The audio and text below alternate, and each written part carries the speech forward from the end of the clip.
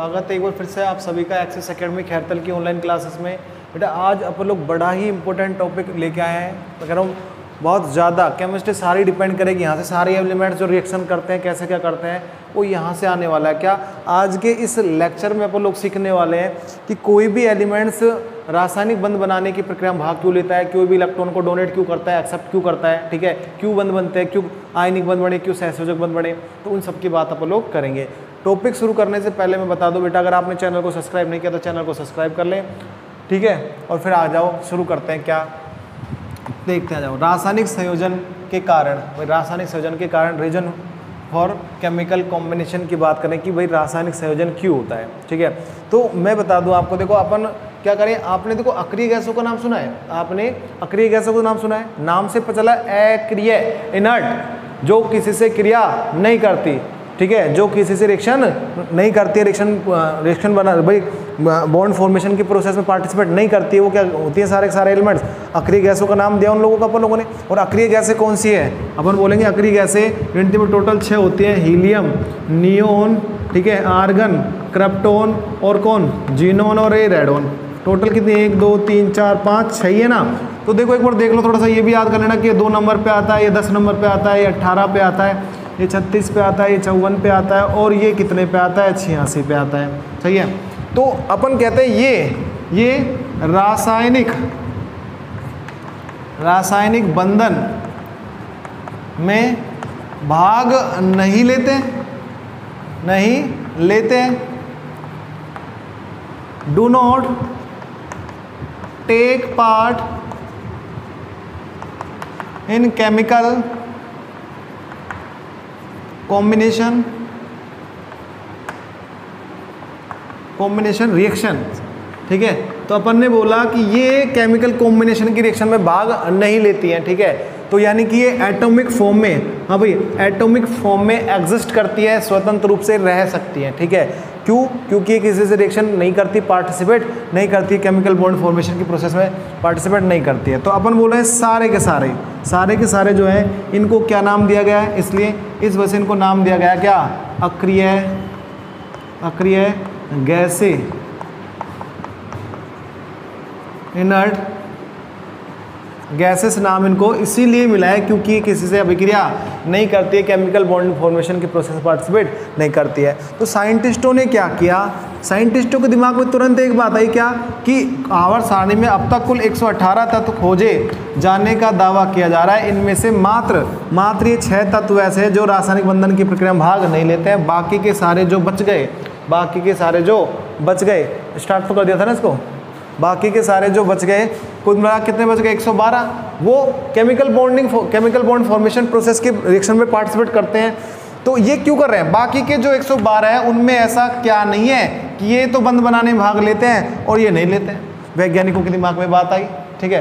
तो वैज्ञानिकों ने क्या किया, इसका ध्यान से इन 6 तत्वों का ध्यान से अध्ययन किया और अध्ययन करने के बाद एक बात समझ आई कि इसको तो छोड़ दें, ठीक है, और बाकी इन सभी के भायतम कोष में क्या होता है, भायतम कोष का इलेक्ट्रॉनिक विन्यास क्या होता है, NH2Np6 क्या होता है, NH2Np6 होता है। कैसे, आपको अगर भाई हमें तो नहीं पता सर कैसा है, हमें बताओ एक बार। जैसे मैं हीलियम का भाई नियोन का इलेक्ट्रॉनिक विन्यास लिखूँ, इसका तो क्या तो 1s2 होता है, 2 इलेक्ट्रॉन छोड़ दे इसको, बाकी सब में देखो क्या कि नियोन का आपको इलेक्ट्रॉनिक कॉन्फिगरेशन लिखना है तो कैसे 10 नंबर पर आता है ना। 10 नंबर पर तो आपने बोला क्या बोला, 1s2 2s2 2p6, ठीक है। और आपने बोला कि सर मुझे आर्गन का भी लिख के बता दो, चलो आर्गन का लिखा आप लोगों ने, 18 नंबर पे आता है तो क्या लिखा, 1s2 2s2 2p6 3s2 3p6। तो देखो भायतम कोष को देखो, क्योंकि बंध बनाने की प्रक्रिया में केवल भायतम कोष, संयोजी कोष, वैलेंस सेल के इलेक्ट्रॉन ही पार्टिसिपेट करते हैं। ये ध्यान रखें, बॉन्ड फॉर्मेशन की प्रोसेस में ओनली ऑन वैलेंस सेल के जो वैलेंस इलेक्ट्रॉन्स होते हैं वो ही पार्टिसिपेट करते हैं, बाकी कोई नहीं करते। ये सारा इनर्ट शेल हो गया, इसको छोड़ देंगे, ये सारा यहाँ से यहाँ तक का इनर्ट शेल हो गया, इसको छोड़ देंगे। अब आपको सर आपने तो कहा था NH2Np6 होना चाहिए, यहाँ पे तो 2s2 2p6 आ रहा है, यहाँ पे 3s2 3p6 आ रहा है। तो मैं बता दूं यहाँ पे दो जो है, ये 3 जो है यहाँ पे, ये किसकी वैल्यू है, n की वैल्यू है। अगर मैं इनकी जगह क्या लिख दूँ, 2 और 3 की जगह लिख दूँ n लिख दूँ, तो बताओ इनका भी क्या हो जाएगा, ये तो लिखना पड़ेगा मुझे भाई। इस गणित के मान की जगह मैं क्या लिख दिया n, क्योंकि मुख्य क्वांटम संख्या की वैल्यू है, तो मैं क्या लिखूंगा NH2, यहाँ पे मैंने क्या लिख दिया n, तो क्या लिखूंगा Np6। बोलो दो, सबका यही आया नहीं आया, ठीक है। तो इसका मतलब बोला वैज्ञानिकों ने क्या कि सबका भाइतम कोष हीलियम को छोड़ करके विन्यास क्या होता है 2s2 2p6 होता है, यानी कि 2 और 6 कितने 8, यानी कि 8 इलेक्ट्रॉनों की स्थायी व्यवस्था होती है, स्थायी व्यवस्था, स्टेबल अरेंजमेंट ऑफ 8 इलेक्ट्रॉन्स। इसको ऑक्टेंट बोलते हैं, क्या बोलते हैं, अष्टक व्यवस्था, क्या बोलते हैं, अष्टक व्यवस्था, ऑक्टेंट अरेंजमेंट बोलते हैं, ठीक है। ये अष्टक व्यवस्था, स्थायी अष्टक व्यवस्था होने के कारण ही ये केमिकल बॉन्ड फॉर्मेशन के प्रोसेस में पार्टिसिपेट नहीं कर रहे थे, रासायनिक बंध बनाने की प्रक्रिया में भाग नहीं ले रहे। तो इसके स्थायित्व का क्या कारण मिला कि इनके भाइतम कोष में 8 इलेक्ट्रॉनों की स्थायी व्यवस्था होती है, जो कि क्या होते हैं, स्टेबल होते हैं, इसलिए रासायनिक बंधन की प्रक्रिया में भाग नहीं लेते। बाकी के सारे तत्व जिनमें ये स्थायी अष्टक व्यवस्था नहीं होती है, वो क्या करते हैं, रासायनिक बंधन की प्रक्रिया में भाग लेते हैं और भाग लेके अपना भाइतम कोष का जो विन्यास है इन अक्रिय गैसों के जैसा धारण करने की कोशिश करते हैं। अब जैसे मान के चलो किसी के पास कम पड़े इलेक्ट्रॉन तो गेन करेगा, ग्रहण करेगा, जिसके पास ज्यादा हुए तो वो दान करेगा, और मान के लो अगर कोई ग्रहण भी नहीं कर पाया, दान भी नहीं कर पाया, तो वो क्या करेंगे, साझेदारी करेंगे। क्या करेंगे, साझेदारी करेंगे, और साझेदारी करके अपने भाइतम कोष में क्या करेंगे, 8 इलेक्ट्रॉनों की स्थायी व्यवस्था धारण करने की कोशिश करेंगे। जैसे मैं समझाऊं, देखो एक बार सुनना। जैसे अपन कहते हैं, आपके दिमाग में कभी एक बात आई, मेरे में तो बहुत आई थी, क्या, ये सोडियम है, जब एक इलेक्ट्रॉन, भाई सोडियम का भी कंपाउंड बनाएगा, जैसे NaCl बनाते हैं, ठीक है, तो तोड़ते हैं तो इसको क्या मिलता है, Na+ और Cl-, यही मिलता है। तो कभी दिमाग में आई कि Na+2 क्यों नहीं बनाया अपन ने, Na+ ही क्यों बनाया, वो क्यों नहीं बनाया, दिमाग में ये बात बिल्कुल मेरे तो आई थी।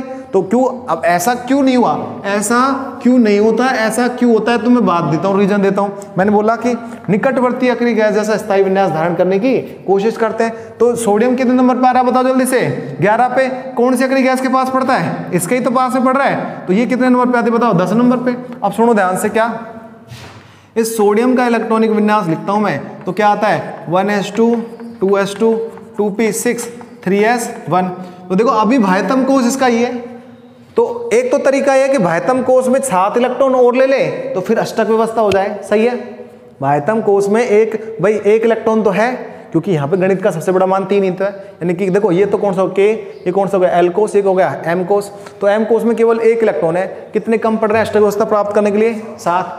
तो एक तो तरीका है कि 7 इलेक्ट्रॉनों को ग्रहण करे, कितने इलेक्ट्रॉन ले, 7 इलेक्ट्रॉनों को ये ग्रहण करे। दूसरा तरीका क्या है कि अगर इस एक इलेक्ट्रॉन को बाहर निकाल देगा तो भाइतम कोष हट गया, कौन सा बच गया, केवल भाइतम कोष। अब ये भाइतम कोष कौन बच गया, 2s वाला बच गया, यानी कि के L कोष हो गया भाइतम कोष से हटते ही, सही है। एक इलेक्ट्रॉन निकाला मतलब कोष हट गया बिल्कुल, और ये आ गया भाइतम कोष की जगह पे, और इसमें तो पहले से ही अष्टक व्यवस्था है, हाँ है ना।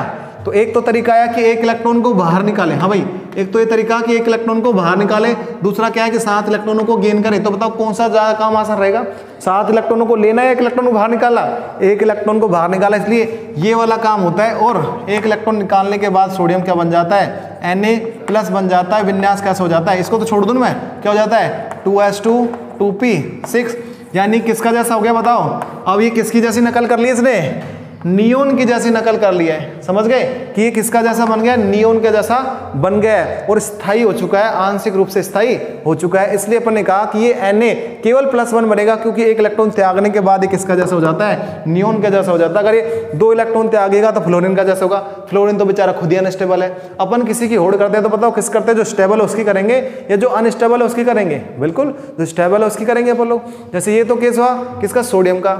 अब जैसे मैं क्लोरीन की भी बात बता देता हूँ। जैसे क्लोरीन अपन ने बनाया, आपने कहा सर Cl- आ रहा है, मेरे दिमाग में एक बात आ रही है, इसको 2 क्यों नहीं करते, 3 क्यों नहीं करते, ये -1 ही क्यों आता है। तो करें इसकी बात, सेम लॉजिक यहाँ पे भी आने वाला है। क्या लॉजिक आने वाला है, तो मैं थोड़ा सा जगह क्रिएट कर लूँ, उसके बाद उस चीज को बता देता हूँ। क्या कि Cl-1 ही क्यों बनता है, -2 क्यों नहीं बनता है, ठीक है। तो अपन कहेंगे कि Cl आता है 17 नंबर पे, इसका इलेक्ट्रॉनिक कॉन्फ़िगरेशन लिखोगे तो 1s2 2s2 कितना 2s2 2p6 और 3s2 3p5।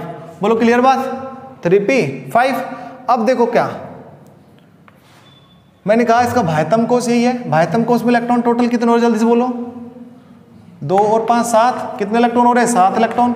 अब 2 तरीके हैं, एक तो ये 7 इलेक्ट्रॉनों को बाहर निकाले, 7 इलेक्ट्रॉनों को क्या करें बाहर निकाल रहे हैं किसको, 7 इलेक्ट्रॉनों को। और एक तरीका क्या है कि एक इलेक्ट्रॉन को क्या कर ले, ग्रहण कर ले। तो बताओ कौन सा आसान है, आसान काम। तो यानी कि ये वाला काम आसान इसलिए काम होगा, ये वाला आसान नहीं है इसलिए नहीं होगा। और इसने जब एक इलेक्ट्रॉन ग्रहण किया तो ये तो संयोजी, भाई ये तो अंदर का कोश, इसको छोड़ दो, केवल इसको लिख दो बस काफी है।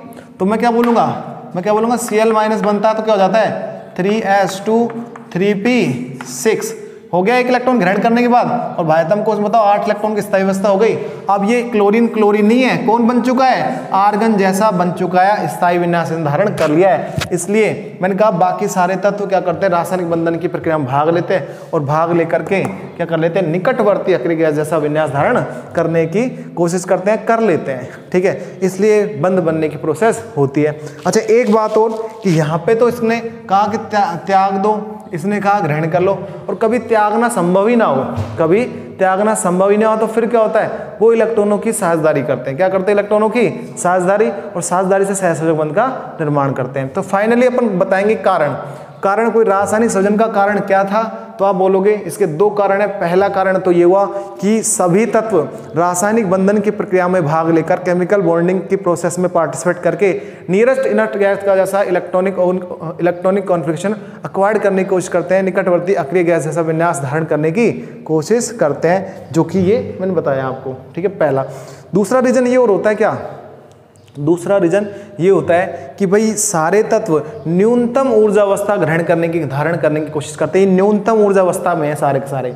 न्यूनतम ऊर्जा अवस्था समझते हो, न्यूनतम ऊर्जा अवस्था क्या होती है, उस न्यूनतम ऊर्जा अवस्था में कोई भी अणु परमाणु आयन क्या होता है, स्थायी होता है। अब इसको ऐसे समझ सकते हैं आप लोग, जैसे कि अपन आते हैं स्कूल में सुबह आते हैं स्कूल में, तो सुबह आते हैं तो अपने अंदर एनर्जी प्रॉपर होती है, खाना वाना खा के आते हैं, दूध पी के आते हैं, तो प्रॉपर एनर्जी। ठीक है, अब अपन क्या करें, काम कर रहे छुट्टी से 1 पीरियड पहले की बात करो तो क्या जो एक्टिविटी अपन स्टार्टिंग में आए थे जो कर पा रहे थे, वो क्या छुट्टी में वही एक्टिविटी कर पाते हैं क्या, उतनी स्पीड के साथ, उतनी फ्लुएंसी, उतनी फोकस के साथ पढ़ पाते क्या, नहीं पढ़ पाते। और दूसरा ले लो, चाहे अपन लगे दौड़ने, खा पी के आए, दौड़ना स्टार्ट किया, जोर जोर से दौड़े, और फिर होता क्या है, अपन लोग क्या दौड़ते रहते, बताओ, थक जाते हैं, थोड़ी देर बाद थक जाते हैं, तो मतलब एनर्जी क्या हो गई, खत्म हो गई। और एनर्जी खत्म होते ही थक करके अपन क्या कर जाते हैं, बैठ जाते हैं। तो एक तो गतिशील स्थिति, और एक बैठ गए जो, कौन सी स्टेबल बताओ, बैठ गए जो, यानी कि ऊर्जा खत्म, मतलब को क्या होगा, कंपाउंड परमाणु एटम क्या होगा, स्टेबल हो गया। तो दूसरा कारण बोला अपन ने कि सभी तत्व न्यूनतम ऊर्जा अवस्था धारण करने के लिए केमिकल बॉन्डिंग की प्रोसेस में पार्टिसिपेट करते हैं। ठीक है, तो ये अपना टॉपिक हो गया कंप्लीट। बेटा लेक्चर कैसा लगा कमेंट करके जरूर बताएं, और चैनल को अगर आपने सब्सक्राइब नहीं किया तो चैनल को जरूर सब्सक्राइब कर दे बेटा। Thank you.